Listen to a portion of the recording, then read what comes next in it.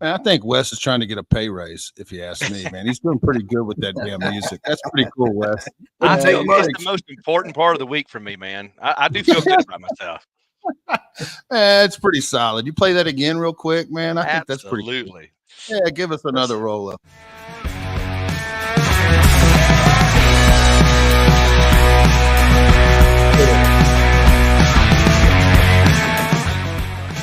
What do you think about that? Man, you freaking nail it, dude. You're just getting better and better every week, every week. My head won't fit on this damn screen if you don't stop. We're 1 minute in and we've already got to circle back. Can you circle back to that intro music, Wes? Exactly.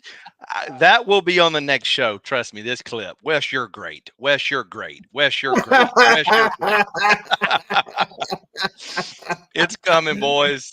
Wes, you're getting a raise. Wes, pay raise. Right. Why won't you pick up, Bill? I've called you 7 times. He's on the phone with Fred. Oh, that's low. That's so low.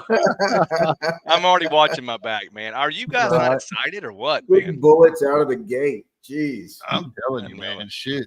But welcome, everybody. We're on number 15. 15. If you're listening on Spotify, come join us on YouTube. That's where all the fun's at. But we're on Facebook and YouTube tonight. So as well as Apple and all the other players. We're spitting it out everywhere it'll go. So but welcome everybody. I'm your host, Chicken Fried.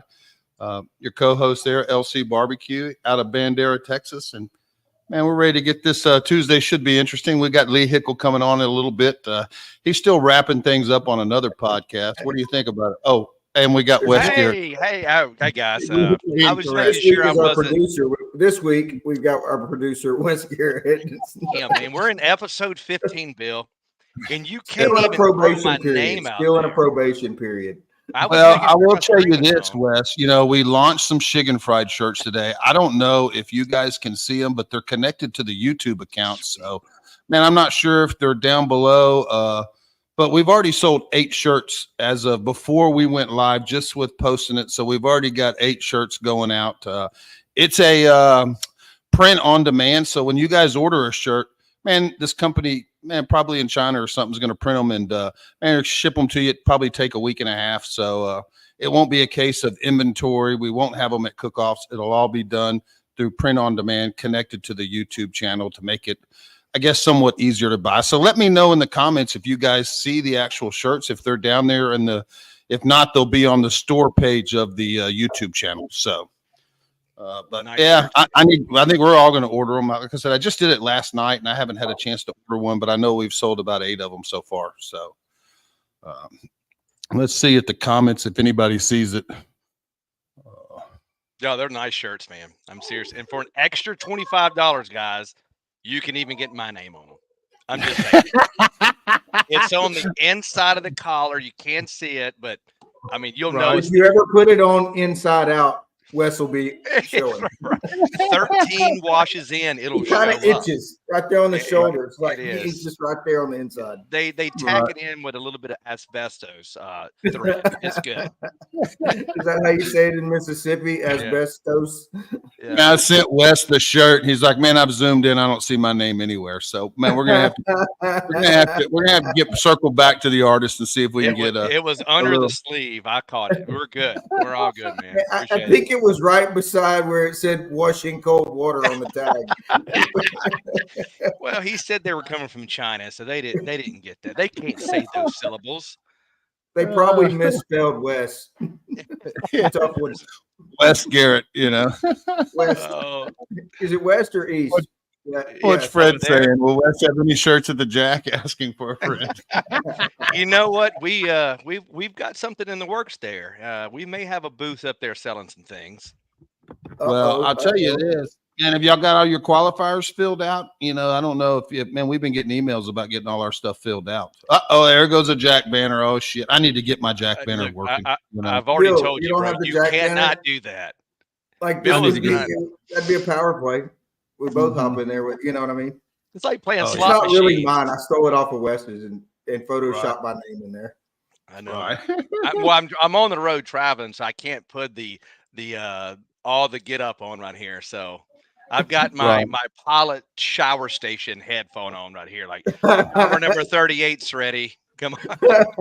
I just stole it off the lady at Wendy's. I did, guys. I am. Now this might be an interesting show for you, Jeff, because we've got Lee Hickel. He's coming on the show.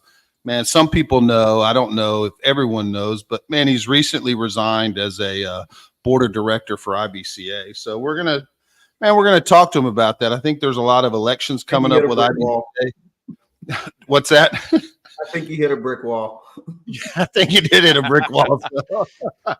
But man, there's some, I guess, there's elections coming up and different changes that maybe members want or don't want or whatnot. And man, Lee was in the middle of all that, and he threw his hands up and said, "You can have it, boys." So we're going to bring him on a little bit. But I guess first of all, we'll maybe round out. You didn't cook this? Oh, you did cook this weekend, didn't you, Wes? I did, man. We did the Drew Haven, the South Haven special. Right. Good one, man. It was just windy, but it was a good time. But man, we had a good cook. We closed 4 good lids and was happy with it. And we had a bunch of NBN judges that came over and and they always blend in there. So we were one of the few teams that got 2 calls. I don't think there wasn't any. Matter of fact, 3 calls. So right. It was super close, man. From 15th up, it was a pretty close race. So what was the point spread, you think, from 15th up? Because that's probably one of the topics that me and Phil might address on IBCA later. Yeah, you're probably looking at like 9 points, 10 points at the most. Yeah. Here and there, you jump up a point or 2, you're jumping 3 spots in some cases. So a lot of good cooks there, man. A lot of respectable people. Well, I'll tell you, I did tune into your live feed. 8 points. 8 points between GC at 699 GC'd it, and 691 was 15th. Yeah. So dude, I tuned into your live feed and I saw Drew got 10th place chicken. I thought, oh shit, here he goes. Right out the jump, man. Yeah. And for the record, as close as that was, there were no ties in the top 15. Yeah. No ties. I think some of the people, Bill, honestly, we like to joke on here, but they were so not worried, but just waiting for the Razorback name to come across. They don't even think they heard their name. They're just like, oh shit, got a call. You got to get up. You're like, where's Razorback? Yeah. So he's getting ready for for Memphis in May, man. So he was kind of dabbling a little bit in that side of, and a lot of people at that one will come over and cook MBN, and they're just gearing up for Memphis in May. So lot of damn good cooks. Man, I need to get Drew on the show. Drew's he's a great guy. I got a lot of time and a lot of respect for Drew. He's a good dude, and man, he's a solid cook. And man, to win it 3 times just in on its own merit is 4. It's freaking crazy in itself. So 4 straight, man. So yeah. Well, this is one weekend I didn't win and Phil didn't win. So man, very few congratulations. I was clapping for others this weekend. So that was man, it happens. It's barbecue. What Phil says, he proves that you can't win every weekend. So man, it was a weekend of clap, so you took a pay cut this weekend, you boys, did you not? I was just trying to beat Kit. Mission accomplished. That's the game within the game, am I correct? Right. There's no doubt. I'm sure. What was Kid up to this weekend? What was he messing around doing with? Kid shit, Well, I told you before he ever left for the comp, he was already telling me, man, I brought the wrong pit. He's on his way to the comp. Man, it's going to be windy. And man, I should have brought my other pit because man, it just runs so smooth in the wind. And man, he was already, building up the excuses that he had the wrong pit. So that entire setup is in timeout. Not a pre-setup to go to the next one. A whole nother race. What setup did he bring? Did he bring the Hasties or what did he bring? No, he had the enclosed. He had the enclosed. He had the Hasties. He had the M1. The M1 we nicknamed Tinkerbell because he tinkers with it all the time. Yeah, and he's got Chop Job. That's the one he cut the firebox off of. So they're all made. Chop Job, is that the name Chop of it? Job. Yeah, Chop Job. Chop Job. He's got Chop Job, Tinkerbell, Little Boy. What else you got, Kit? He's here. He's here. Is he in house? Man, he told them 3-boy guy, that 3-ball, the pool hall. Can't do it, man. I got to be there for my boys Shiggin Friday night. And I think that really means he's tired of losing money at 3-ball. I mean, it's like $20 a week. I'm only here because I'm supporting you boys. Right. Well, Is me it and like Fred a both couch? were kind of crammed next to each other. I think, I don't know, 13th or 14th. And I think Fred put in the comments, it's good for barbecue to let other people win. So, but man, I wasn't trying to let anybody win. That's for sure. I don't think Yeah, But we it is ever that what was it your job for sure. is. Well, So- congrats to PS I Love Barbecue, Paul. He had a great cook. He GC'd, and then Big E, Eric Arnold, reserved. Man, I got in there for a fifth and needed one more really good call. And man, brisket don't let me down very often, but it didn't come through this weekend for whatever reason. So It happens, man. It makes you appreciate the calls you do get. But we did have the most important question of the night so far, and if anybody follows Phil, you already know. But what you drinking, boss? okay, well, man, I got a little carousel going on. First, I've got the hot AF honeybee. So man, this is the ton. It's lemon juice, fresh squeeze, rum, and habanero. Is one drink, and then I got some pickle beer, and I've got my Shiggin fried cup with some high quality Nice. H2O. Nice, So, nice. man, I came loaded for bear. Well, look, I'm going to be off here in a moment, but as you both know, I'm traveling. I had to go to New Orleans for some last minute business. And if you've ever come through here, you got to stop at the drive-through, the legal drive-through daiquiri shop, and get the 151 Hurricane. So the big 44-ounce. I'll be in You the went background. 44, huh? I was Oh, just yeah. thinking, is that 32 or 44? The screen side, I didn't know, but 44. you got to go 44. Well, they didn't have a straw to get into the gallon. That was on too much. And I didn't think I could hide me holding a gallon driving down the road. So, and I Taping wasn't straws driving, by the way.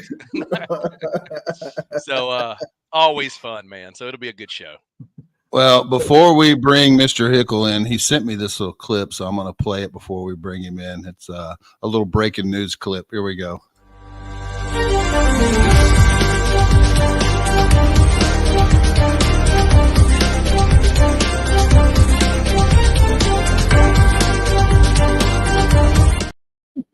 A little breaking news there. Hey, what's up, Hickle? Hey, breaking news. What's up, fellas? What is going on? What's up, West Garrett? How you doing, sir? Don't start that already, man. It's too early in the show. We're only 13 minutes into this, and here comes Lee with the West. Hey, would you expect anything else? Absolutely not. That's why I love you, man. Man, same thing, my friend. Same thing. Good to see you, Wes. And I was going to pull in, for the thumbnail, I went to Lee's Facebook and, he got a chicken walk at the Jack. What place chicken? I don't know, fourth or fifth place chicken at the Jack, was it, Lee? Yeah, fourth. Yeah, and he's got a picture of him holding the barrel. I was going to use it as the thumbnail because, man, we all know Lee's been to the Jack. We need Right. I don't know if Lee's watched all the episodes, but we make it a point, and Gerhardt makes it a point that he's been to the Jack. If you can't tell by his backdrop, I was going to ask, man, where do you get that from? Look, hey, if you will type in Jack Daniel's barbecue, you can get all kind of shit off the internet. I'm just. And you got some new shirt. You got a new shirt, didn't you, Wes? Didn't you get a new T-Squared made some new shirts? I did. Oh, why do we not have a picture of that up there? I do. Matter of fact, I will get it up whenever I go backstage. But yeah, man, when we were in South Haven, T-Squared came up and they had an awesome shirt, and I'll have it up for everybody. I'm sure most of the people have seen it, but I told him, I said, you might have to get ready. We might sell a few of those. Right. And I'll get it ready. New Nice. merch. Get her primed up so we can post the shirt. I think the shirt was classic. So yep, it was good, man. A lot of fans. That's what I love about this. Tons of fans, tons of people that love the show, and they gear up. And boys, I'm sure Shane will be on here in a moment, or Fireball Lacey, but I will just go ahead and say before I head out here in a moment, don't ever go up against that bull and drinking some Fireball. Oh, they're professionals, bro. They are professionals. It was. There's a magic trick somewhere where she's not drinking really, and Yeah. you are, and you feel like an idiot because I was hanging, and we drank a nice size bottle, and I was speaking in He's cursive. got the fake chug down, I think. So it was. It took my Friday complete. My Thursday and half my Friday was done. Right. Wow. Yeah. So, She's man, I've watched them drop like flies all around her, and she's still man, 2:00 in the morning, she's going strong, and Shane's like, let's go to bed. And man, everybody else is just plastered and she's fine. You know, she's a professional. So. She is. Wow. She is. Won't be here very long. She'll have a liver failure, but she's a Right. professional. Wow. So what's going on with you, Mr. Hickle? You told IBCA they could take it, huh? You're done with it. You know, but I did it politely. You know, sometimes I could be that. Sometimes PTSD can kick in, and not very controlled on my verbiage. But you know what? I gave it a shot. I don't know who lasted longer, me or Robert Smith. I don't know who was longer with the board, but I'm gonna tell you, it was a close race. I'll tell you what. Hey, I tried. You know, they reached out to me to be a Region 3 director. I didn't call them. They said I had experience and some knowledge and maybe help build a bigger and better barbecue with IBCA, make them grow and be stronger. That lasted 2 months. So we tried. It's just a lot of the members and the cooks in my region kept asking me for different challenges. Can be the liaison, the lobbyist for the board. I said, sure. So I proposed 3 or 4 different proposals that I was gathering from my local peers in my region, presented that to the board of directors, and it just wasn't going to go anywhere. So my heart won't let me be with an organization where I think that there's a fair and unjust scoring system throughout the entire sanctioning body. So I love every board member there is, right? We're all good friends, but when you get them together and they want to make decisions their own way, it's not good for barbecue. And I'm trying to grow barbecue bigger and better. And what I was seeing within the committee, it wasn't going to go anywhere. So like I say, the water's stagnant. I tried. Right. Yeah. I mean, I think all 3 of us, we all grew up in IBCA, cooking IBCA. I mean, that was where we kind of cut our teeth in. So, man, I don't know for you guys, but for me, IBCA is always, man, it's always, and there's a special place. That's where I found barbecue was IBCA, and to watch it. And CBA, don't get me wrong, CBA is, man, it's a lot of those cook-offs, and like Phil said, man, it wasn't really hard to steal a lot of cook-offs. The cooks wanted different stuff. The majority, not everybody. There's some people that, man, as a parent that are diehard IBCAers and really enjoy that system. But I think for the most part, most people wanted something different. As with all things, it changes with time. And I think Phil said earlier, man, if you just look at best practices from all businesses, everything's a business, and these sanction bodies are a business as well. And if you best practices amongst all the sanction bodies, man, they all should kind of share some of the same, whether it's dropping a score, most every sanction body drops a score. And maybe IBCA eventually one day will get there where they actually drop, the lowest score. But there's a lot of best practices that I think they choose not to, they choose not to emulate anything from any other organization just out of their own pride or whatnot, So yeah, Phil Breeden said it best this last week on the phone. Thanks to IBCA, there's 3 other barbecue societies in Texas. Right? IBCA founded 3 other societies. There's a reason why. Look, you're right, Bill. I mean, I cut my teeth on IBCA. I learned everything in IBCA. Loved everything. Met you guys. And that's where I met both of you guys. I met both of you guys at IBCA. 100%. So I will forever be indebtedness to IBCA because that's where I learned and went from there. But I'm gonna tell you what, Fred Robles was the groundbreaker. He led the path outside of Texas, and we followed. And we saw a little bigger and better things that we can adjust to and make things better. And we're coming back with some ideas. I mean, Fred paved the way. We go up there to American Royal and slaughter everybody at American Royal, and that just opened the floodgates for us to go through and learn about different barbecue societies. And I mean, KCBS, is it the role model for barbecue? No, but I don't think every barbecue organization has the best scoring system, the best judging system. But I tell you what, you can maybe figure it out and kind of tweak some things and listen to your members, your board, your cook members, and see what they're asking for. If they're asking for a certain thing, is it going to hurt to change? Change, you have to adapt to it. You may not want to do it, but if it's going to make barbecue bigger, better, and more fun, man, why not? You know, it's okay to have old antiquated rules and cooking processes, but so you can choose to go elsewhere. But if you look at the numbers, the stats on IBCA webpage, the statistics don't lie. Their numbers are considerably down than what they used to be. You know, 4 or 5 years ago, they would have 600 teams on the website who at least cooked one or more cook-offs. Now they have exactly 200 teams listed on the website, and exactly 100 teams have cooked only one cook-off. You know, Yeah. I'm not bashing, right? You can cook wherever you want, but there's a reason why people are leaving IBCA and going somewhere else, because somewhere else has improvised and listened to what is good for the cook, and the cooks are going where it's better. Yeah.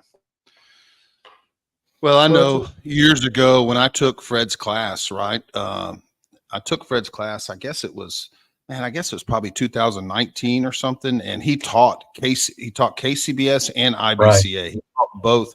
He cooked 2 briskets. You know, he cooked chicken thighs. It was a whirlwind for him to watch him do the 2. And I didn't even know Fred when I took the class. I'd met him a couple of times, but I was talking to him because he was obviously teaching both, and he cooked both. And at that time, I remember asking him, man, what do you like best? He said, man, I like them both, but you know, truly, if IBCA and KCBS would have a baby, there's certain things about IBCA I like, and certain things about KCBS I like. Right. And man, if those 2 organizations would have a baby, man, I think it'd be great. And I really feel like that's what CBA, you know, we've taken different things from IBCA. We've taken different things from KCBS, and man, there's still knife and fork, but at the same time, it's single round. There's no garnish. There's different elements of each one of them shaped into CBA, if you will. And man, I know for Phil's man, he's loving CBA, and I don't see any reason why it wouldn't. You know, yeah. Look, yeah, why not? I mean, Phil Breeden Phil Breeden can go out and cook 15 cook-offs. Phil can go cook 15 cook-offs and, you know, top 3 every one of them, but then go over there and cook an IBCA or cook 5 or 6 and, you know, very, very bad stats. You know, he pulled off a monster win at the AT&T Stadium a few weeks ago, which congratulations on that $65,000 RV you won. Pretty badass, by the way. But, you know, I mean, looking at Phil's stats, I'm going to speak for Phil. He can jump in. Man, his stats aren't that good with IBCA. Man, for his entire time of cooking, he would murder everybody in IBCA, but something changed over the last couple of years to where it's hard for him and other failed exactly to do well. This is hard. So what do you say, Phil? Oh, no, you know, I mean, look, so it's a subjective sport that we're competing in, right? Food is subjective, so you're always going to have that variable, and man, that's why there'll be no one who ever wins every single contest, right? Now, the different sanctioning bodies, they all bring something different to the table, pros and cons, right? But within that self and each one, and it doesn't mean within themselves they shouldn't stop trying to be better at what they're doing. And that's for every one of them, right? So as soon as you kind of go, man, we like it just how it is, we're never going to change a thing.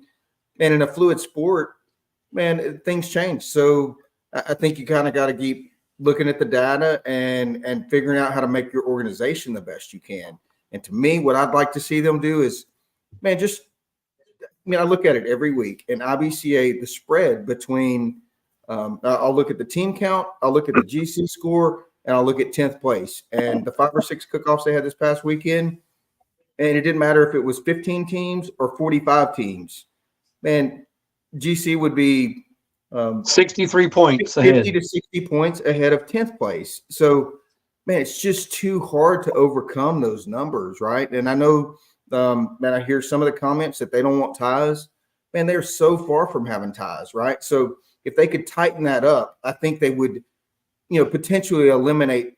You're never going to eliminate angel tables or tables of death.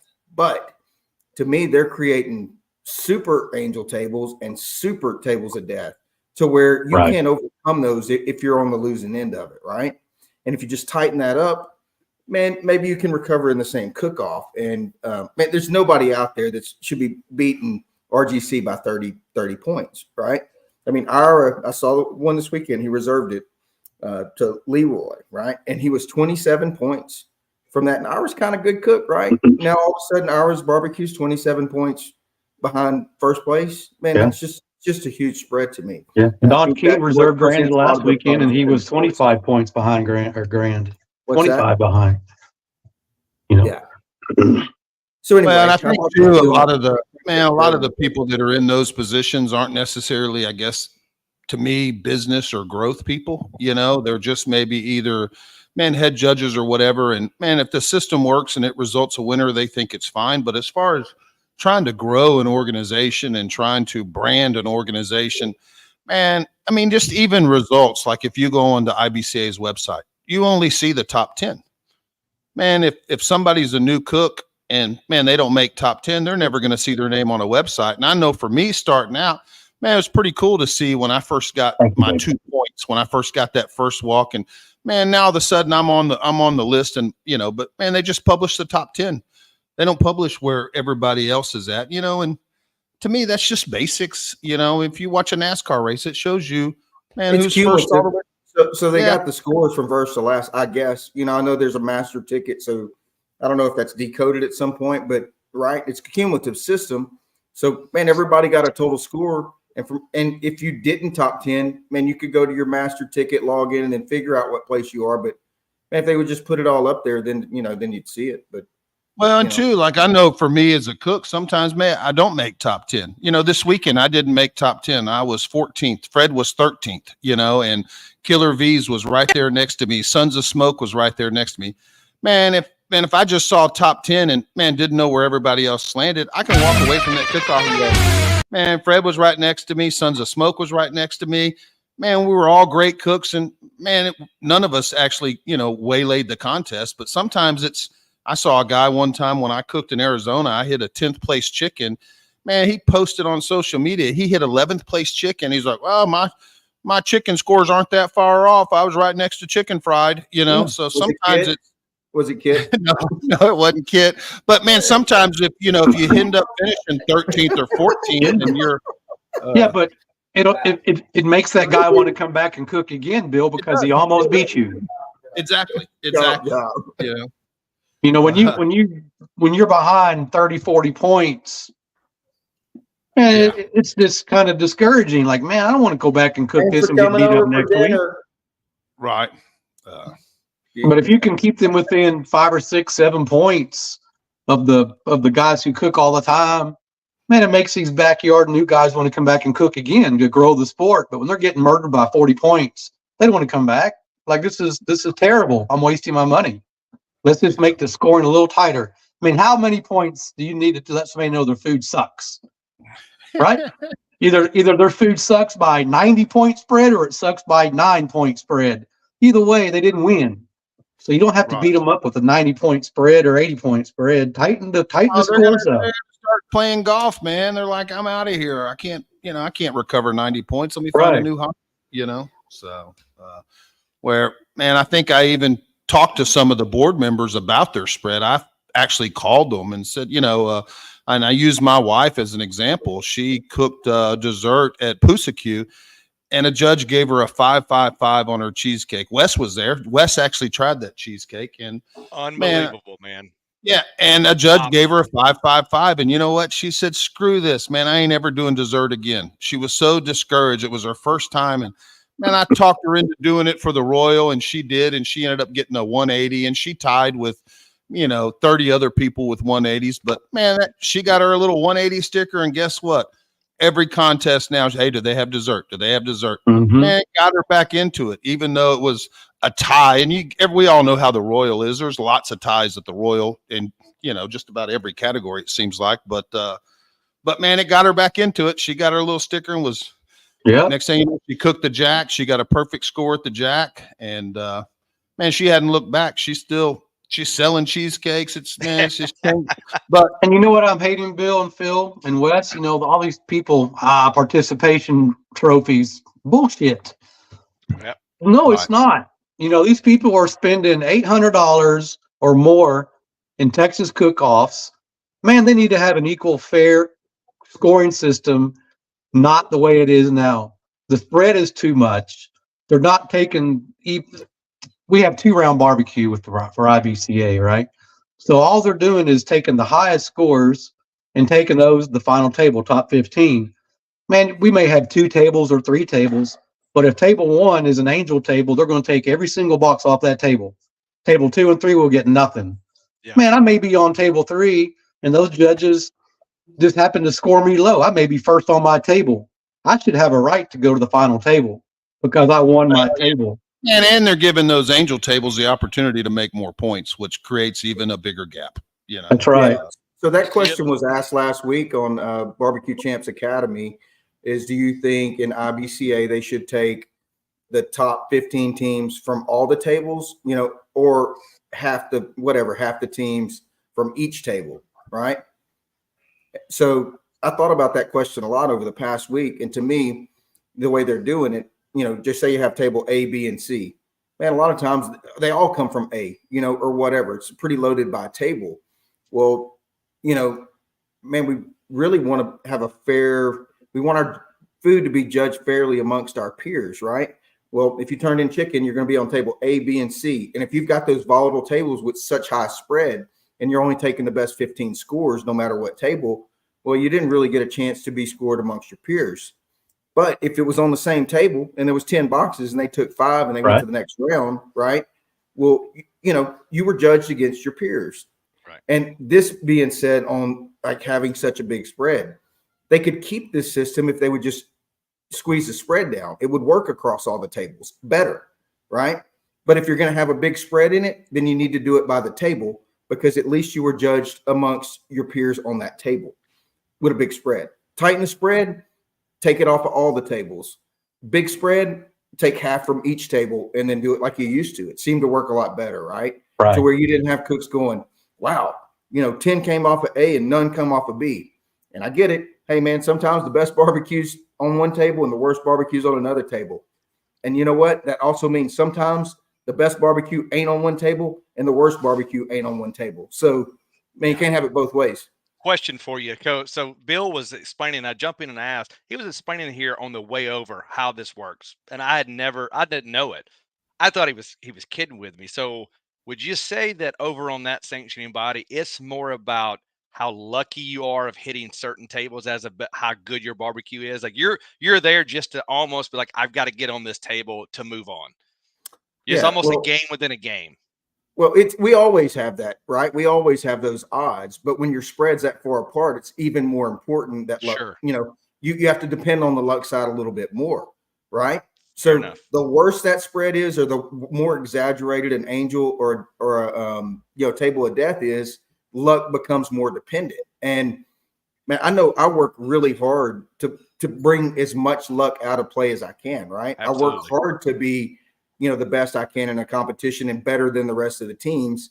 And I feel like it dulls it down to where it, the new cooks or the ones who aren't as good, man, it evens the playing field a little bit more in those scenarios. It feels like to me, and the stats that I've got, prove that. Well, I also think too, and with CBA, man, you can hit a bad table and still win the contest because you do have 4 meats. So if you hit one bad table, which, man, it's going to happen. You're not always going to hit the best tables, but you can hit a bad table, still score well, maybe not walk that meat. But, man, there's not this huge separation, and you got 3 other meats to be able to counter that. And, man, if everybody hits one bad table, which is usually the case, there's obviously sometimes where, man, the stars line up and someone hits all the best tables in every meet and, man, they win the contest. And, man, that happens, man, in any single round judging. But if you do hit a bad table with 4 meats, man, you got room to recover.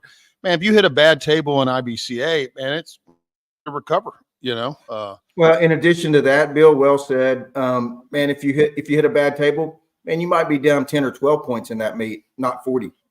You know what I mean? Right. So you can make up 10 or 12 points. Even in a 3-meet scenario, it's possible. But, man, if you're down 40 points, man, you're not going to make up 40 points. Yeah. And IBCA is saying ties.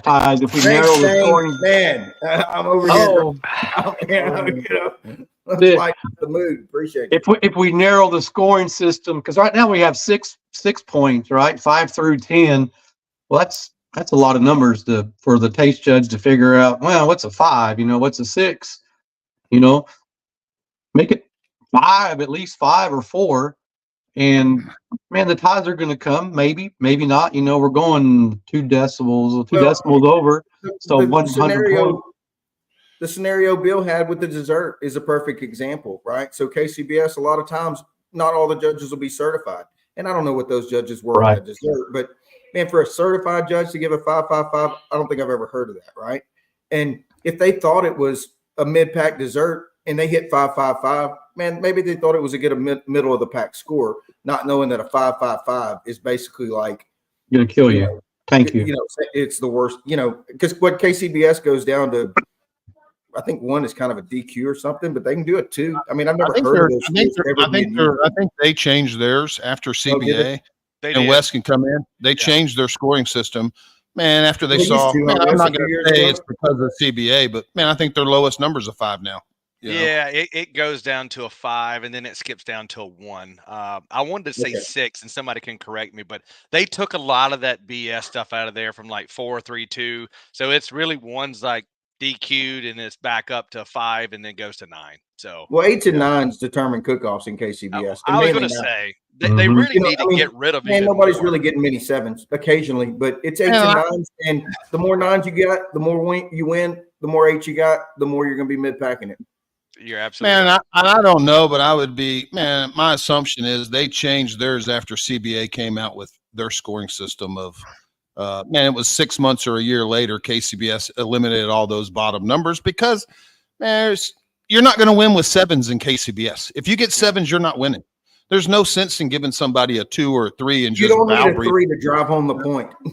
No, you don't, man. You get a 7, and I think most of the KCBS guys know, and whether Aaron or whatever, that KCBS is really a 7, 8, 9 organization. For the most part, those are the numbers that are used. And man, if you get 7s and 8s, you ain't winning. You're going to lose.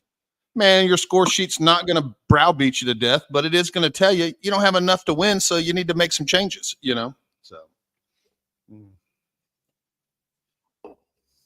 Yeah, I just want to one more point on that. Good Lord, Austin, Jesus! There's our boy Austin. I jump in here to make a point, and I've got to He's stop. on the dealership. He's sitting back on the couch having a beverage.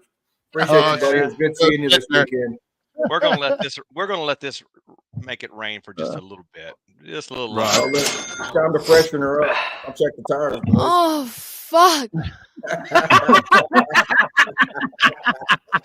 That one always is going to get it. Austin, thank you, boss man. Appreciate you. And shout out to his contest in Killeen. Austin, you got to cook Killeen. I'll be cooking it this year. It's towards the end of the points chase. So, man, we were all there last year chasing points. Thank Austin. And I think he's with a Chevrolet dealership there in town. But yeah. So, yeah. Do you think he's earned his name Moneybags Austin? I think he has. I think he has. Hey, smoking and toasting coming in with a big 99 center. You're not going to bully him. That's for damn sure. But you're not going to get the oh fuck. I'm sorry. Man, I need to get a glass of water for that one. 99 cents.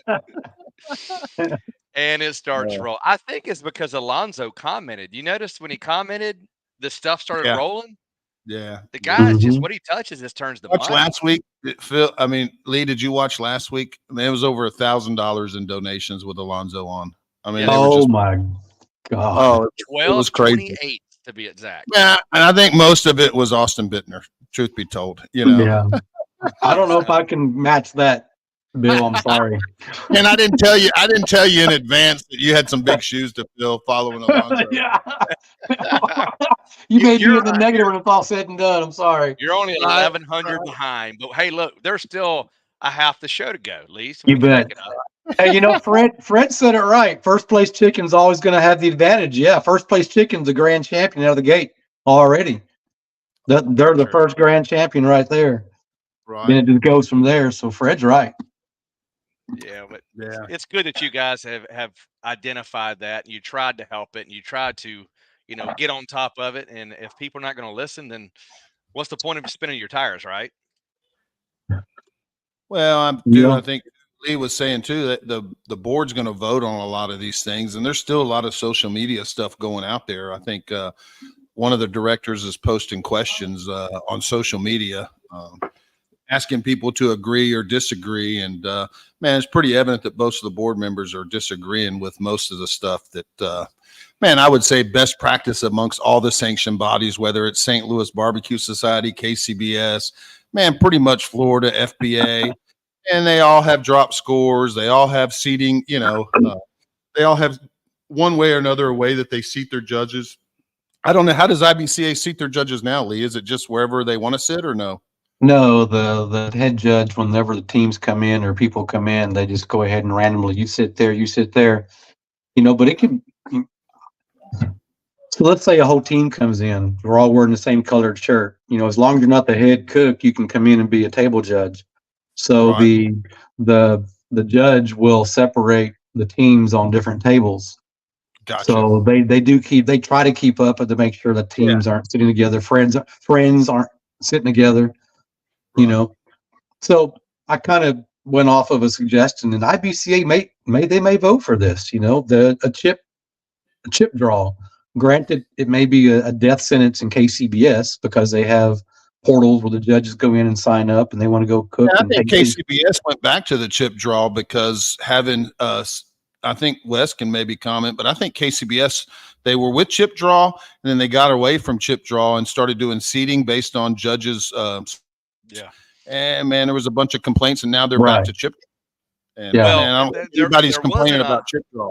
There was people wanted the chip draw, or they wanted they wanted the table average seating, right?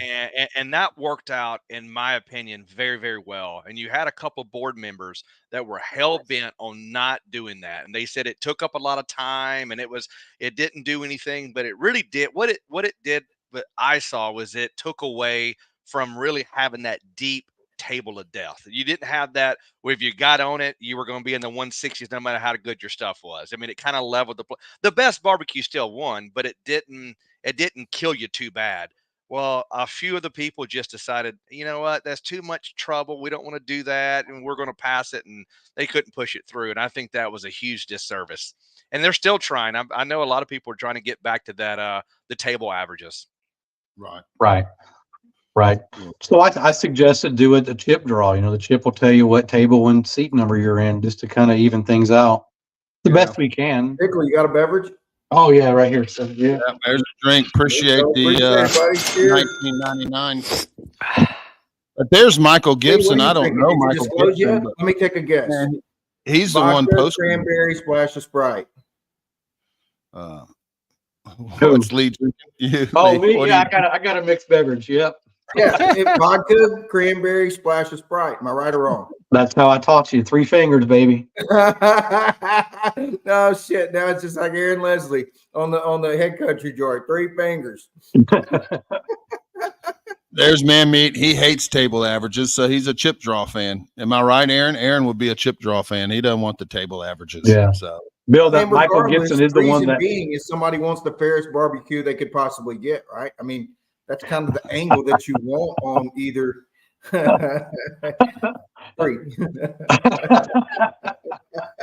But yeah, Michael Gibson has joined the chat there. He's the one. I guess he's a director. Is that right, Lee? Is he a director on the board? For Region 3, where I was. So he's the one posting on Facebook a lot of questions and smart, genius idea too. Genius, because there's voting coming up. Conversations going with it. It gets man, people have pros and cons. So man, let's talk about it. I think as long as the right mindset, let's make the barbecue better. Right? Hell yeah. Right. Yeah. Man, I think it's great, Michael, that you're posting that stuff out there and letting the world see, you know, and letting people agree, disagree. It's unfortunate that, man, some people feel so strong about different topics that, man, you've got to kind of keep it to agree or disagree, or, man, they'll just pull out the clause. But I do think, man, I think it's great that you're exposing some of that because, man, I think all of us want to see IBCA flourish. You know, I don't want them to go away. And, man, when you look at their numbers, it's, man, I think, 15th place. I mean, they got 2 months to their season to end, and man, only 5 or 6 of them have 12 cooks in. The rest of them, man, they're sitting at 8, 9, 6 cooks. They're not even getting the full season, So, I think 15th Appreciate it, place Bo. has 4 cooks. Congratulations on that big RGC this weekend. By Yeah, the way. Bo got the RGC. There you go. First place. Now, high Shiggin. school team was out there Dropping too. the His boy hammer. was out there and got a first place pork. So, Awesome. which was pretty cool. Yeah, the high school Man, team. Brody's on it. Brody will be a force to reckon with for a long time to come. Oh, yeah. And that's fun to watch. Yeah. Yep. For sure. Another thing too, right? So May 7th, the board is voting for IBCA. And what's weird is, the annual meeting's not until August, 2 months into the new cooking season. So I think timing may be a little, I guess it's always been like that when they vote new rules in or bylaws. But May 7th, the board of IBCA is going to vote to see if they want to do the chip assignment, equal-minded boxes from every table, and go with 6 judges, drop low score. Right? So it's going to come down to May 6th. And, I got a question on that. But first, cheers, John. Appreciate you, buddy. John, cheers. Appreciate it, John. Here's my question on that, Oh, fuck. Lee. Man, I tell you what, all I had to do was say Fred in the first 2 minutes, and man, Wes is over there on overtime. You know what I mean? Oh, I mean, yeah. he ain't That's missing it. a button. Yeah. Oh, yeah. Wes is on it, you know. Man, I forget my question. No. About so maybe on the that, 6 so judges. that's the topics you guys had been discussing, right? So It do is. those go to the members for a vote, or does the board have to approve that question before it goes to a vote? How's that work? It will never go to the members. It goes right to the board. Okay, so that the members don't vote on that. No. I guess I don't understand. So do the region directors vote for the members? And I'm just really Yes. not sure how that works. Yep. Okay. On this particular, so board members vote for bylaws, and the members vote for the rules, the laws. Mike Gibson, you're on here. Correct me if I'm wrong on that. Will these proposals go only to the board members, or does it go to Membership. the members? Mm-hmm. Yeah. I So think I mean, how do you know how do you get to do what the members want? Like I hear that a lot. Man, we're doing what the members want. Well, this Man, is why I was lobbying as a regional director. Hey, I'm hearing this from the members that they want to go with this style of scoring system, and I'm getting shot down. So I know it won't go to the members for vote. It won't. So that's why if it never be tabled for the members to vote for that, it's going to stop at the directors. And as you can see by Mike Gibson's questions, Mike Gibson's one of the good guys, right? He's wanting change. He's wanting to make barbecue bigger and better. And I'm proud of Michael, and man, I love him to death. He's doing everything he can to make barbecue better. Mhm. But man, the buck is stopping with the board of directors. It won't go All right, beyond that. I think based on Fred's comment, I think what it is the board can the membership votes on bylaw changes, and the board votes on rule changes. So if there's bylaw changes, that has to come from the membership, but rule changes, they can come from the board. You know. Okay. So Mike, on these proposals right here, will this ever make it to the members or just to the board? I think it's just the board. Yeah, he says right there, if it's a rule change, the board votes. If it passes, then it goes to membership for a vote. So anything on the scoring would be considered a rule change or a scoring change, and that would be decided by the board. By the board. The board. Yeah, well, a lot of the, I saw Michael's post that he did on that I think it was Friday or Saturday when he did that. And man, it seemed like the members were disagreed on pretty much. So it's kind of seemed like on that, huh? Right. Yeah, no, for sure. Right. So, man, hopefully the board will, like I said, be able to, just take a look around and see, and not be, like I said, I feel like sometimes the IBCA board is so adamant on being different and holding their legacy that, man, they cut their nose off to spite their face, that if changes need to be made, man, they won't make it. I remember whenever I was cooking it, we don't want to be like KCBS. And I'm like, well, man, KCBS and IBCA both started at the same time, and KCBS went all over the nation and IBCA didn't. But they were so adamant that, man, don't try to KCBS my IBCA. And man, now it's the same thing with CBA. Don't try to CBA my IBCA. And meanwhile, they're all just getting smaller and smaller and smaller. Well, it's Fred, me. you're I'm right. not a board member. I am a lifetime IBCA member. So for whatever vote that gets, it is what it is. My personal opinions, I'd like to see them tighten up the score, including going to 7 to 10 instead of 5 to 10. I would like to see them eliminate bonus points. Man, your spread's only going to get bigger if you give bonus points to the ones on the final table, right? So that creates bigger spread. It's already cumulative. They've already decided who won, and then you tack on more points so the spread gets bigger, right? Yeah. And I don't know if they'll ever go single round, but if they did, man, they wouldn't need near as many judges to judge a contest, and half the time the final round's one way, and half the time it's the opposite way. So what are you accomplishing? Yeah. What we're accomplishing is a drink, Carl. Tyler Wooberton barbecue. Tyler. There's Carl. Tyler, appreciate it, buddy. Tyler was part of U.S. Air Force live fire world champion. Oh shoot, yeah, that's Lee Hickel won that sumbitch, huh? That was a solid win. As a team, we won that sumbitch. He was a world champion, Lee. Hey, just Lee, didn't know it would come from I'm going to throw this out here, and I want the audience. Before you leave, we will get some type of shigging out of you. And the one thing I know about you is you are so generous for that. Y'all tell us what you want. What category do you want Lee to give us some shigging on before he leaves? I'll give you Wes Garrett's brisket recipe. I've got it. You want it? What the hell Nobody are you wants for, guys? I got a trophy this weekend. Stop that shit. Stop it. Stop it. I'm kidding. Juice Rio Valley, you're asking them to be CBA, Phil, with all your changes. Well, IBCA did start CBA and BCA. But they can work on that in future years.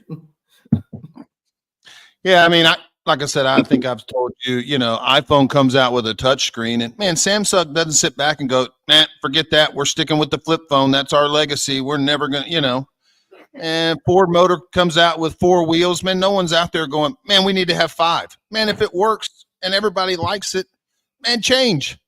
Just change. It's not that hard, I would love to embellish on the flip phone, but Kit's already mad at me, so I can't.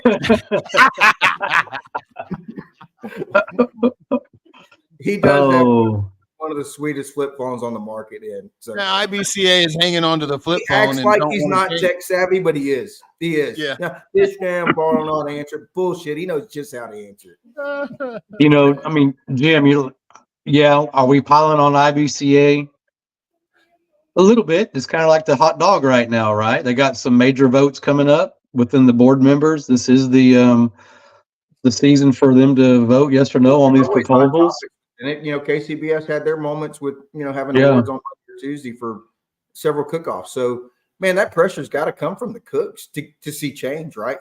Nobody will ever change if nobody demands it, right? But man, the cooks got to be vocal of what they want to see changed, or man, they're going to rock on exactly how they are. You bet. I love IBCA. I mean, I say we cut our teeth on it. Everything was good about it, but they just need to make some tweaks. Just make some adjustments. Yeah. There's Leroy Adams. Have a drink, boys.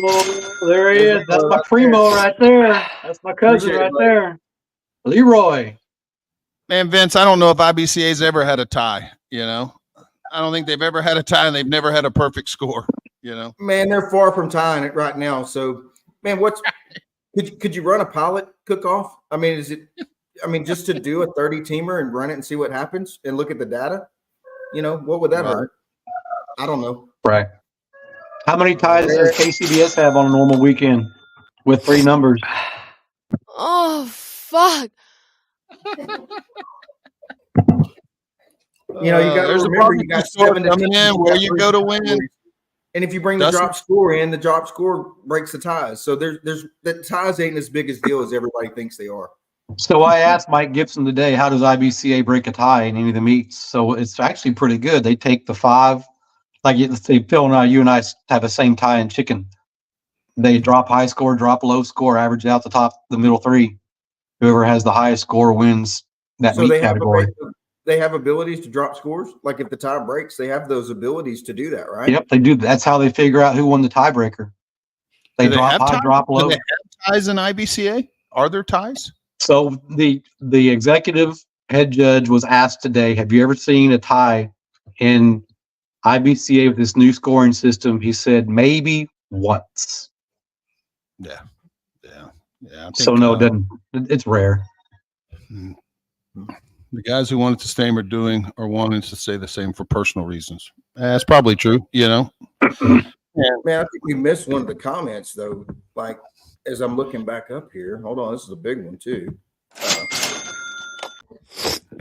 Well, man, I want to give a shout out. Dustin gave, let's give Dustin a little love too, because Dustin he gave $50 and he's got a contest coming this weekend at the barbecue store in Hempstead. So Texas Chrome there at Hempstead. So appreciate it. Yeah, Dustin, Julie, Atlanta, big shouts out. Y'all great folks and appreciate all y'all do. And look, and I'm not dogging on IBCA, right? So when I was on the way up to San Antonio Rodeos, and I got the phone call if I can jump in. You never asked, Chris. To fill in the spot. Man, I was on the board just for 3 weeks, and I went to Yoakum, right? They've got that Tom Tom Festival, 90 years of having a barbecue cook-off, never sanctioned. They asked to be IBCA. I drove up, met with them for 3 hours, and got them set up for the IBCA. Now they're on the books, and I drove to Franklin Madison High School, which I mentored one of their schools at the National High School Barbecue Association last year, who won it. I went up there and met with them, with Miriam, and get IBCA set up for July 4th weekend to get them going. They never had a sanctioned cook-off. Also with Bandera up in Phil's neck of the woods, right? The Bandera Festival is now the American Cowboy Heritage Cook-Off, right? Worked with them. So, man, I'm trying to make barbecue bigger and better. Met with teams in Georgia, Chicago, South Texas, Arkansas to get more IBCA cook-offs outside of Texas. But you know what? My heart can't be into it now if I'm seeing all this that the cooks want and the board's not willing to budge. You know, I'm not asking for a reimbursement on my own time. You know, when you're knocking out 20 hours a week to make barbecue bigger and better for IBCA organization, end of the day, you got the same people that live in the same region that don't go outside of their territory trying to make decisions for the entire state. What to say, you know, Region 2, Houston area, they dominate everything IBCA. There's nothing we can do outside of that. They control everything. So keep in mind, IBCA had 5 regions, Region 1, 2, 3, 4, and 5. They lost Region 1, lost Region 4. IBCA only has 3 regions. All right, it's pretty sad. It's pretty sad. So, and the way it's looking like, they're going to have no regions here in a few years. They've got to make some changes and listen to the cooks. Listen to their members, man. They're telling you what they need, what they want to make it better. Your members are telling you this. Man, they just got to look at other sanction bodies of what's working. 100%. That's what businesses do. You know, man, they're a business. I mean, they're a nonprofit, but man, they got to pay the bills. They got to pay their web people. They got to pay storage. They got to pay, right? There's money's involved in nonprofit, and the membership is going down. I mean, look at the cooks. There's not that many teams cooking every year or every week. Is that before? Or is that right now? Oh God, man, no, Terry, he's not. I thought he was for a second. Rio Valley Meat says you're hired. On. The hat's still on. Fred said in the comments, "You're hired, Lee." You know, we're back, boys. Look, I want to make barbecue good for everybody. Yeah, and man, when you're chasing a rabbit down the hole and it's just endlessly, it's not going to stop. You got to bail yourself out sometime. Man, I'm retired Coast Guard. We're lifesavers. It's my job to save your life. It was my job to try to come in and listen to my peers and be a lobbyist from what I hear from the fellow cooks, what they want to make things bigger, better in Region 3. And we're getting shot down. Yeah. And I know how much money it costs to go out there and cook these cook-offs. And when it's not a fair, equal scoring system across the board, they're only taking the highest scoring boxes. And if it's coming off of one table, then it's off of one table. Table 2 and 3 didn't have a chance. You're not going to win it. You're not going to win it. So now, to I break can't. the news a little bit, Lee. Can we get one of your top favorite stories from the 2021 East Coast Tour? Just one of them. Man, my favorite's when Phil got kicked off the East Coast tour. That's probably my favorite story too. Hey, that same cook-off is when I kicked Phil off the East Coast tour. Is when we forgot the time zone change. We were cooking in Gadsden, Alabama, and Phil had to fly out of Atlanta. And we knew we had plenty of time to get to the airport, so we're just moseying along, and we realized there's a time zone change. Bill, I mean, Lee, I've got one of you. If you remember when we were over at the ABS class, our ABS training, and I showed up to do brisket that week, and you were doing ribs.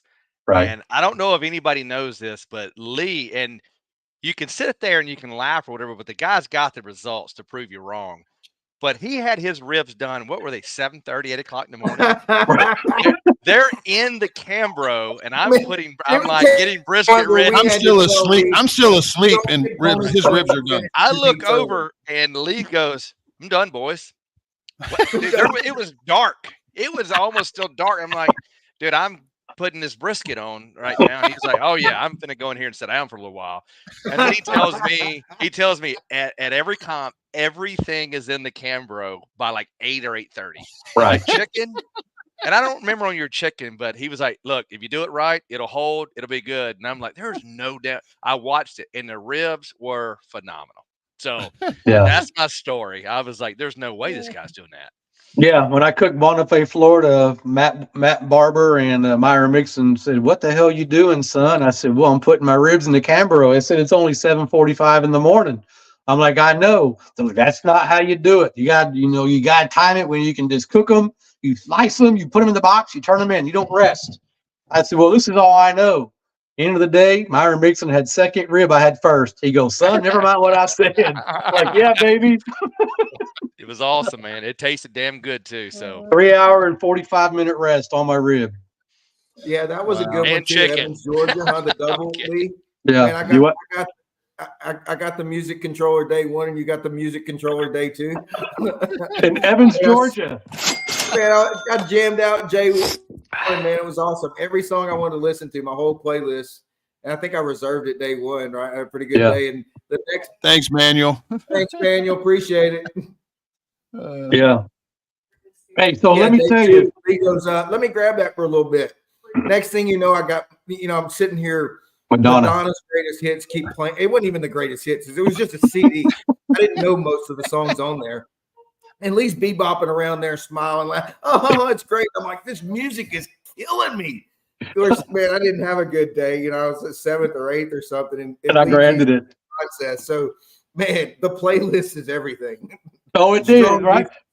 You remember how Phil used to run defense on everybody at a cook-off, cooking like 500,000 watts blared across the event? The rest of my comp career, ask anybody to turn the music down. I'm cursed with that. You got to wear it. Exactly. Well, Fred's putting some stats on the screen. I don't know if that matches your stats. Probably does, Phil. So yeah, shit. That's Texas sanctioned cook-offs. CBA 131, IBCA 123. They're split pretty close. Lone Star having 62, and then Outlaw almost 40. Man, you got, what's that total up to? Man, 350 or something like that, or whatever. That's just Texas cook-offs. Right. And I looked the other day. If my math's right, I think KCBS sanctioned 204 contests, Master Series in the United States last year, and about 250 worldwide. And you've got Texas barbecue sanctioning 350 contests a year. Man, it just shows you how big, competition barbecue is in this state. Yeah, for sure. Yeah, no doubt. No doubt. So you got to remember, I just didn't kick Phil off the East Coast tour. Man, barbecue feels like it's coming back. It feels like the numbers are better than they have been the past couple of years, and it's good to see a 30-team contest grow into a 40-team contest. And man, it seems to be pretty healthy right now, in the right direction, anyway. Mm-hmm. Hey, Justin, do you think there's too many state championships in Texas? There can never be enough. Man, we don't have a blanket, so it's up promoters to go get that paperwork. And man, a big thank you to all the promoters that have put the time in and gone through the effort to make it a state championship, because man, it's a big deal to, man, at least a handful, if not a lot of teams, to be able to have the opportunity to go to the Jack. And when you win a 40-team cook-off and there's no state proclamation, man, it's not a bung, you know. Man, most states have blanket proclamations, and Texas Right. doesn't. And the task is a little harder. Appreciate it, sir. Yeah, I don't think there can be too many state championships. I know I saw somewhere on one of the IBs, CBA's made too many state championships. Like, how could that be bad for barbecue? Like, I just don't get it. You know, I think the more championships, the better. You know, Man, I've never heard anybody say two things: shit, another buckle, and damn, another bung. Nobody says those two things. I've never heard them in barbecue. So, you know, it's pretty standard. Yeah. Man, Justin's right. It's super, super tough. You know, man, I've never heard anyone say, "Oh, that's a state championship. I'm not going there. Let me go." You know what I mean? Man, no one's going to say. I just don't see it. Kid's been cooking for 30 years. He's had 6, I don't know, 3 or 4 times, and you can't get 7. And Kid's probably got seas than all of us combined. You know, and that's it. That's how hard it is to get there. Right. Unless you're chicken fried, you know, you clinch number 7 on April 29th. So no big deal. No big deal. Right. Yeah. I did make a statement though in the last board meeting that we had.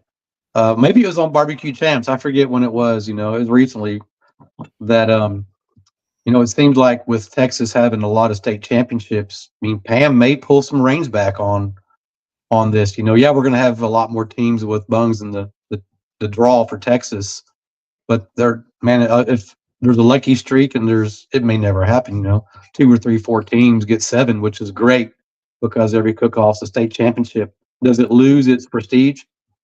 You know, will Pam come back on Texas team? Like, it might change the outcome of 2 teams. It is not easy to get 7. If not. If Texas had a blanket, man, you still got to get it. Do the math. You're picking up 1 or 2 teams. It's not many. You still got to win it. Yeah, you still got to win them, and 7 of them. Right. And there's our good buddy Rob Arocha. So Smoking Gooder Show. What's up, Rob? Yeah, he's on Wednesday nights. Make sure y'all tune in to watch Rob's show Wednesday nights. I think he's Wednesday nights at 8. Yeah, so make sure you don't miss Rob Adabi. You know, thanks for the 20. Rob. Smoking Gooder. I hope you're drinking a Miller Lite. If we can we just give a shout out to Nick? This guy's watching from Australia right now. So, 16 hours ahead of us. It's tomorrow already. Hell yeah. He knows how this show's going to end. He's that far. Nick, break out the bottle. I want to give a shout out to Rob Arocha because, man, he's been doing his show. He's kind of the pioneer of doing these shows, and man, he started it. And man, there's a lot more shows, but man, he was kind of the first one to it. So props to Rob and props to his show, guys. He's got a great show on Wednesday, and man, I'm just as much as a Gooder Gang fan as I am a Shiggin Fried fan. So yeah, you bet. Absolutely. Yep. You know, Rob's right. He's been doing it for 8 years. We knew we'd have some learning curves, Bill. But man, I honestly underestimated those. Like, I figured I would know what every button does, and man, I've got owner's manuals over here for equipment and shit. They're like, what button to hit? And man, it's a lot harder than it looks. Yeah, you know, but the gold mic is awesome. Yeah. I've got some big things coming up, you know. So last month I cooked for 100 Western Wood B&B employees for having 425 man hours of no injury. So I fed 100 employees up there. I've got lined up to feed 15 HEB owners executives as well. They asked me to cook for them for a little event, Dog and Pony Show. But the big one coming up May 11th in 2 weekends is the Jack Daniels called B&B to get me up there to the Luke Combs concert to feed 5,000 people in 2.5 hours in the parking lot of the Alamo Dome. So, is there any like maybe 30-second just little karaoke version with him? Do you get to like sing just a little bit backup vocals? Like, man, I hope he gets to come out, you know, and hang with us. So they got me in charge of all the meat. You know, they're bringing. So is that in San Antonio this weekend, Lee? May 11th. May 11th. Yeah, I'm cooking 104 pork butts, 500 pounds of tri-tip, and 500 pounds of chicken breast. Nice. So, That's a lot of meat, Lee. to feed in 2.5 hours, 5,000 people. I'd start cooking now. I'm cooking all my pork butts tomorrow. Man, everything will be in the Cambro by 8:30. Man, we got the live version. That's it. So, yeah, but what clip or the live version? Yeah, and what makes it a little crunch is right. So I'm leaving Monday for North Carolina. Then I fly back on Wednesday, the 8th, feed the 5,000 people the 11th, and then I'll be in Memphis in May on Tuesday. Gone for a week, So, Tyler, yes. As a matter of fact, I got to add you to the name. What size shirt do you wear? Medium? Just asking. Extra medium. Barbecue medium. Barbecue medium, baby. That's right. I got to put. Can you make it, Tyler? We got to be there at 8:00 in the morning, the 11th, in the parking lot, Alamo Dome. Tyler is one of our U.S. Air Force military members that was guarding a lot of underground missile silos in Cheyenne, Wyoming. So he's now transferred to San Antonio. Thank you for your service, Tyler. Appreciate it, man. Yeah. Hell yeah. Yeah. Got you. Hey, Lee, someone asked earlier, I want to come back since you brought this up. Is anybody from that from the Air Force, Coast Guard, or any of the military going to be cooking with you this year? We have a golden ticket to go back, right? We've already signed up. Everything is with Mission 0 hours. The title's in my name, but the whole premise was behind Mission 0 hours, right? And I'm going to let you know on that. So I was blessed. Thank you for bringing that up, Wes, and whoever was it asked that question. Last year in Yorkville, Illinois, Sean Young is the founder of Mission 0 hours, where we take veterans who suffer from suicidal tendencies, and we do everything culinary through the barbecue world. And so barbecue saves lives. So I was blessed to be part of the Battle of the Military Branches. There's 5 branches: Army, Air Force, Navy, Marine, Coast Guard. Well, Brad Leiniger was the head coach for Team Air Force. Smitty was for Navy. Fergalicious was for Marines. I was Coast Guard. Schaefer was in there, wasn't he? Schaefer, No. wasn't he? No. No. Maybe that was that canceled this. Is this the same one?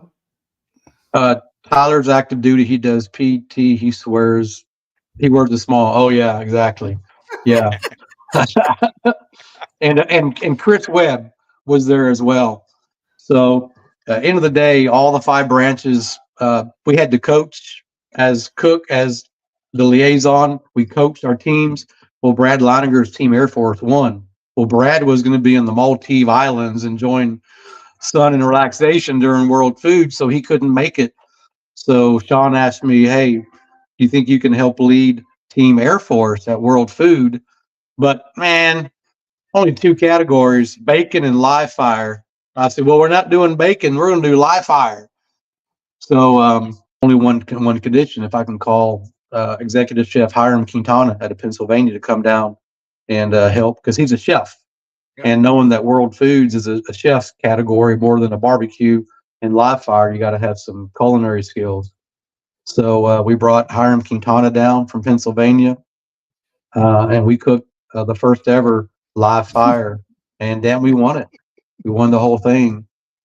So nice, that man. put us, yeah, it's a good was deal. Awesome. I love the celebration. I watched that thing a few times. So yeah, I think Daniel said Chris Webb was in there. Chris Webb was. Yeah, Chris. Yep. Yeah. Bushmaster. Shout out to Chris Webb and Bushmaster Barbecue. Old Biscuit. he plays the show in his store. He actually was playing the show one time, and man, we were cussing or something. And he called me up, and he's like, "Man, I just had a lady leave the store because I had you guys on the big screen, and y'all started dropping F-bombs." You'll have to ask. The reach is long. The reach is long. Right. The list is long. Yeah. So I'm not sure who I'm going to have with us up in this year. So World Food moved to Indiana. It's not Dallas anymore. So it's up in Indiana in November. Be nice and. Did they drop the lowest score in World Foods, Lee, or do you know? I think they got 6 judges drop low score and take even number of trays off all the tables. Yeah, I think so. Right. Not to circle back or anything. You know. Oh man. Oh, thank you, man. It was What did y'all awesome. cook? What was your dishes, Lee? We did. So Hiram Quintana has some really. He's got like 4 or 5 restaurants in Pennsylvania, and he works with a lot of farmers and cattle guys and whatnot. So we did some. The cow that he had slaughtered was sponsored. This Wagyu cow. It was $65,000 cow. Good God. Swear to God. And we Did you only get a needed brisket the off rib of it? roast. That's Brisket? all we needed. That rib roast was Hey, Austin, 2,000. we need one of those. If you come through Exactly. with us, Yeah. you got That us, rib big guy. 100%. That rib roast, if you were to buy it, was $2,160. No joke. Sponsors paid for it. Right. So we did cheesy Gouda grits with ribeye, that Wagyu ribeye with grilled vegetables and fried shrimp. That was our dish. And Harry, Sue, Leanne Whippen, Sonny Moody, and Famous Dave says that was the best steak they've ever had in their entire life, not knowing how much it cost. Hey, did it come with a title? There's got to be something on this cow that's unbelievable. What was the cow's name? It had to have a name. That was the only one that had a soul. Had to. An expensive name. Right. Yeah. Unbelievable. Yep. It's out of Pennsylvania, the cow. Out of Pennsylvania. Andy says we could probably buy one with last week's donation. We might be able to buy 2, you know. We can maybe get a beef cheek off of it. That's it. That's all. Yeah, but here we go again, right? You got a Wagyu cow, you get a Wagyu cow, you get a Wagyu cow. Everybody gets a Wagyu cow. Yeah, and here we go again, man. Is that how much it costs to be a world champion? Is that what it costs? Damn right, it worked for us, you know. That's just getting started. We didn't list everything. That was just the cow. Right. Just the cow, yeah. It was way more than that. Oh yeah, I mean the seasonings and everything. The black garlic. Black garlic is game changer. Oh, I should have kept that quiet, but black garlic is game changer. There you go, pro tip. Hey, there we go. I was going to ask you about the Shiggin because there's a lot of people like, hey, when we get here he black goes. garlic. Wes is going to get into some Shiggin, which I like. The thing is, we're in that funky little territory where it's we're getting towards the end of our show, so I don't want to get Lee in there. But what's on top of your head you can give the people. And I want to go. What do you think your get best everything in the camera by 8:30 in the morning? No, and chicken. Have your boxes in there too. What do you feel your best category? I say ribs. Am I right on that? Yeah, looking at my stats, ribs is the best. Okay. Yeah. I got the same recipe I've been running. There's nothing different about it. You have not changed that recipe. It's exactly the same. There is nothing different about that recipe. So we'll go into that recipe in the after show, maybe. There you go. All right, one more drink before we get out of here. Oh shit, Caesar got in there. Oh, Caesar!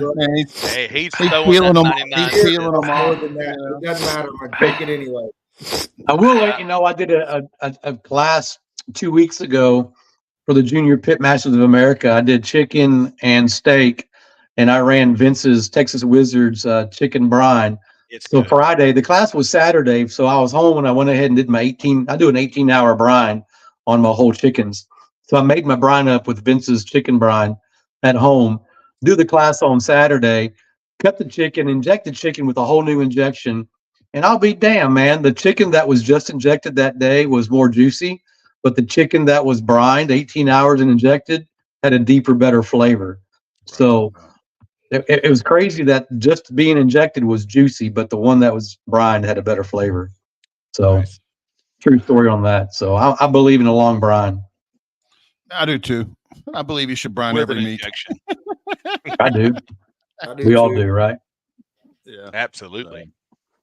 Yeah. Maybe not one of those $60,000 cows. I wouldn't touch it, but everything else is game. I'll trade you an RV for a cow. The funny thing is, you would still owe me money back. Right. Taxes, baby, taxes. No tax on food. Absolutely. Eddie says you don't think he's even at a cook-off for 18 hours. He went last week. 12 max. All right. There's Rusty Jump Barbecue getting in there. It was fun cooking by you this weekend.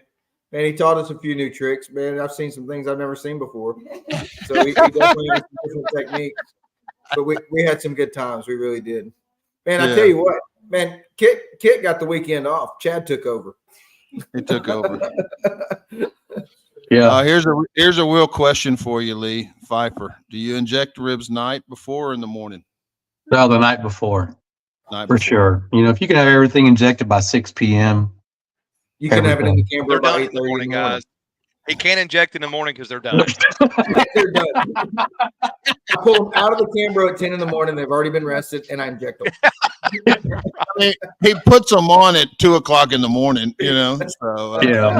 Lee cuts his ribs when you're injecting your ribs. That's the name of his game. Right. What time do you put ribs on, Lee, for them to be done by 8:00?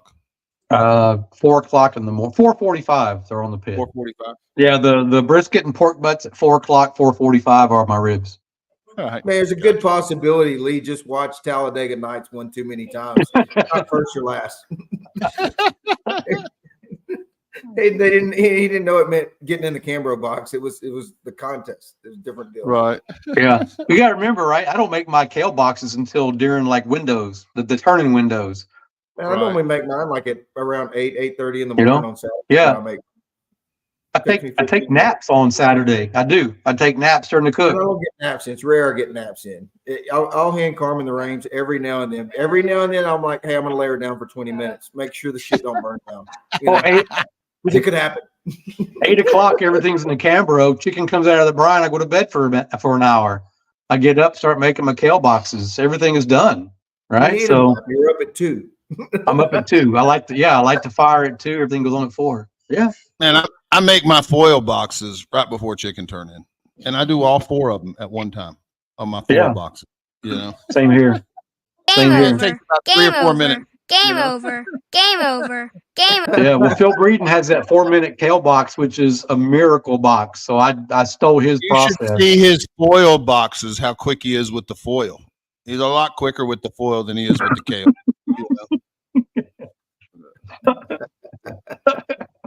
Yeah, a little bit. Oh, look, so this is a serious question though. On the foil, Lee, man, shiny side up or the dull side up? Dude, it's got to be shiny side up or don't work. Man, Shiny side up. Totally the opposite. Man, I go Shiny dull. side up. Hey, Dull. do you have to unfold that little 1/4-inch piece of curved piece at the very end? You know how it's kind of bent? Man, I used to, but I've been working on that. So now I just don't give a shit. I go with it.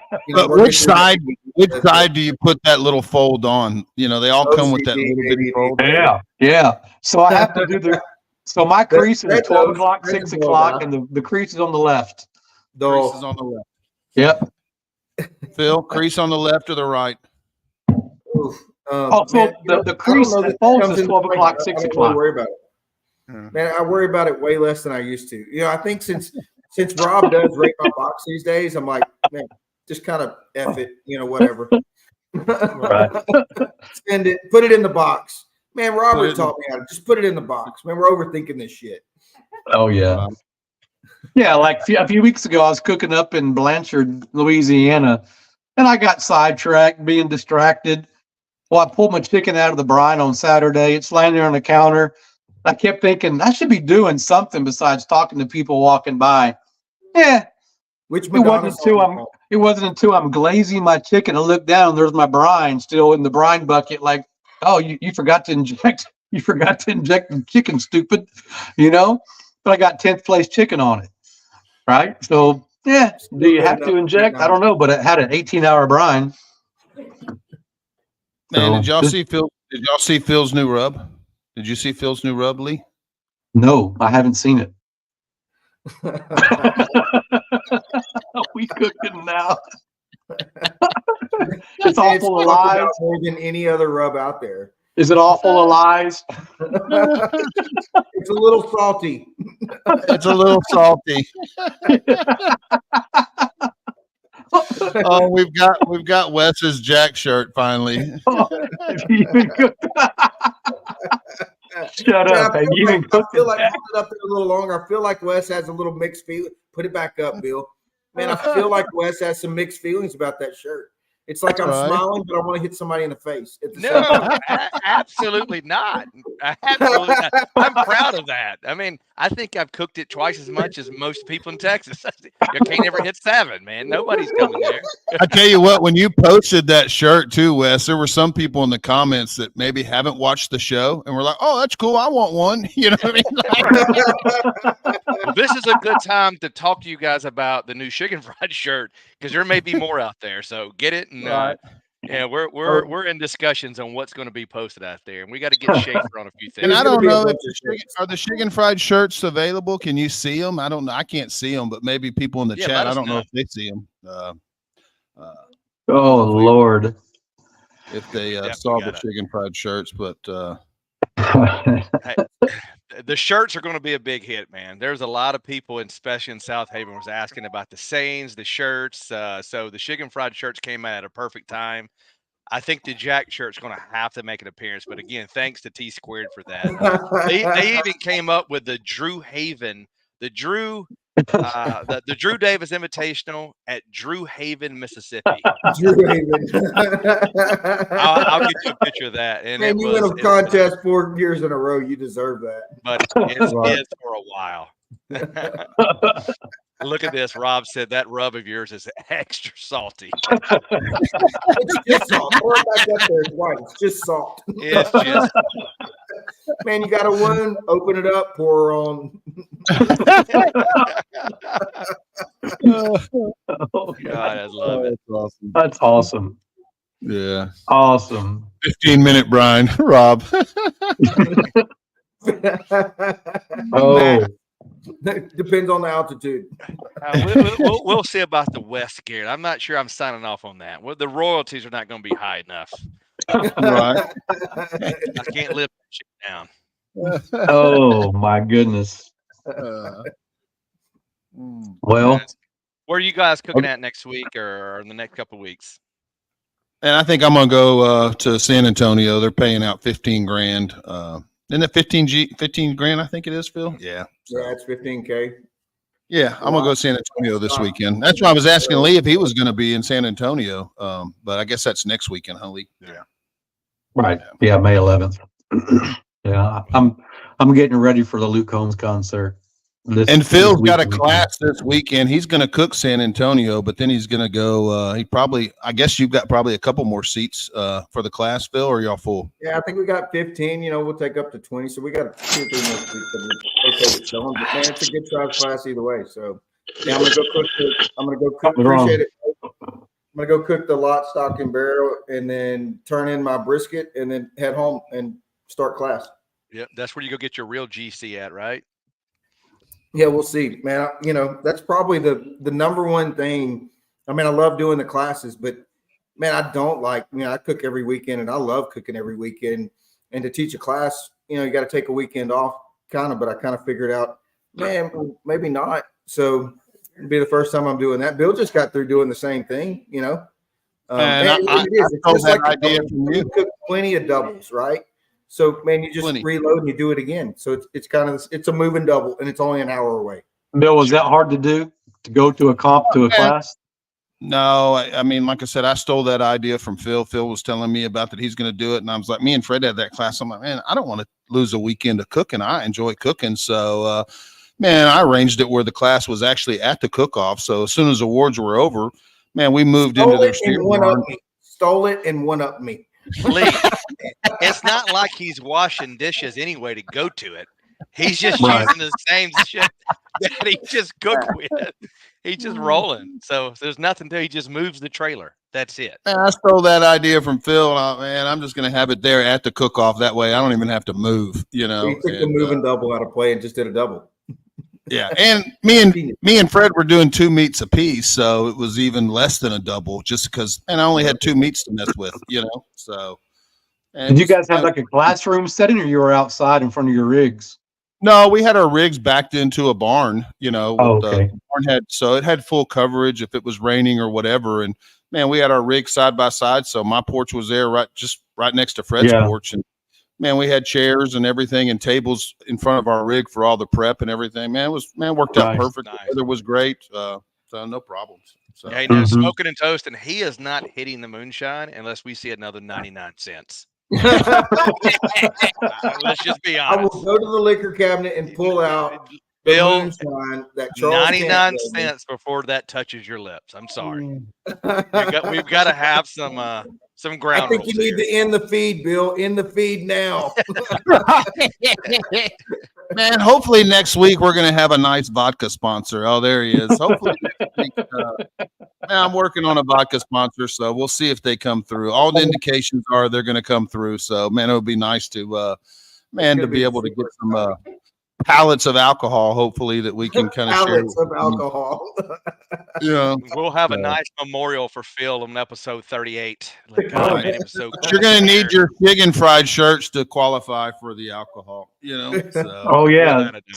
So Nicho and Leroy, they're my family. Yeah. Yeah, they took your class.